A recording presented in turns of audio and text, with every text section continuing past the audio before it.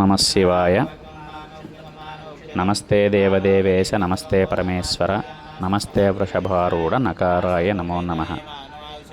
మహాదేవం మహాత్మానం మహాపాతకనాశనం మహాపాపహరం వందే మకారాయ నమో నమః. శివం శాంతం జగన్నాథం లోకానుగ్రహకారణం శివమేకపరం వందే శికారాయ నమో నమః.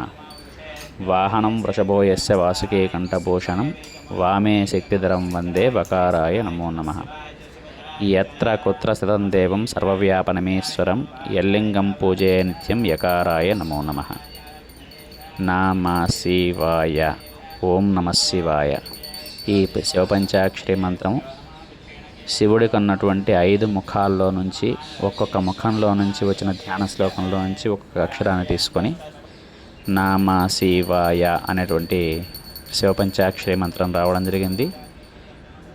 కాబట్టి ప్రతి ఒక్కళ్ళు కూడా ఈ శివునికి అభిషేకం చేసినట్లయితే మనకున్నటువంటి నవగ్రహ దోషాలు ఏదైనా ఉన్నా, ఏలినాటి శని దోషాలున్నా, అనేకటువంటి మనకి ఇంట్లో ఏదైనా ఒక శుభకార్యం నిర్విఘ్నంగా పరిసమాప్తం అవ్వాలన్నా వీటన్నిటికీ కూడా శివుణ్ణి అభిషేకం చేయడం వల్ల మనకు లభిస్తుంది అని శాస్త్రంలో చెప్పారు. కాబట్టి మీకు తోచిన విధంగా సంవత్సరానికి ఒకసారి కనీసం మీకు దగ్గరలో ఉన్నటువంటి శివునికి అభిషేకం చేయించండి.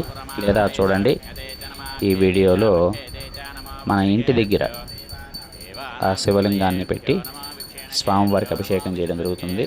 ఇది కూడా మనం చేసుకోవచ్చు. చాలామంది అడుగుతూ ఉంటారు, స్వామి ఇంట్లో శివునికి అభిషేకం చేయవచ్చా అని.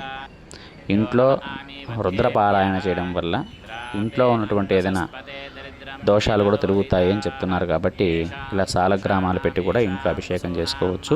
ఓం నమ శివాయ.